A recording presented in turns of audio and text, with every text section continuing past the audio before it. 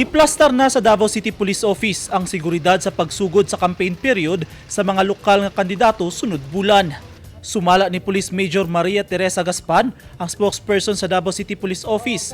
Mas daghang pulis ang makita sa kadalanan ug sa mga lugar kung hain mangampanya ang mga kandidato.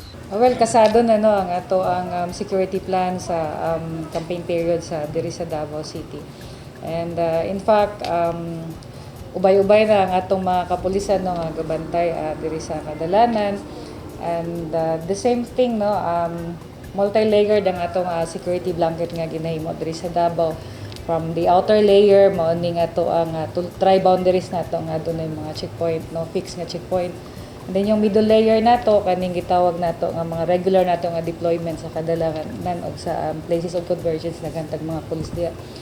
Ang inner layer nato mao ning katong mga pulis nga gibutang gyud para mo provide og security coverage sa mga adunay mga dagko nga engagement diri sa atong syudad. So apil na niya na ang katong mga nga adunay mga rally or campaigns sa tagsa-tagsa ka mga candidates o mga party.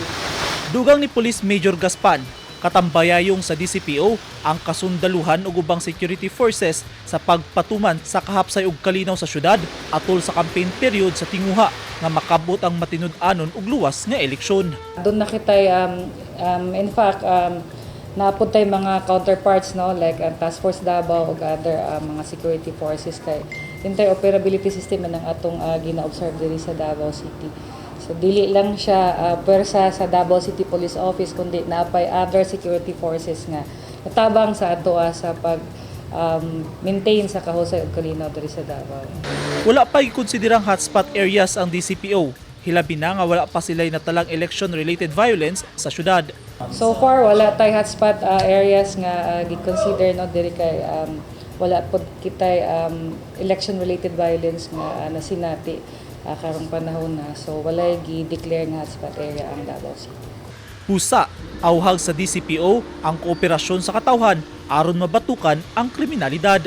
Ang culture of security sa syudad padayong ipromote sa kapulisan ingon man sa kasundaluhan aron magbinantayon ang tanan isip shared responsibility sa matag usa.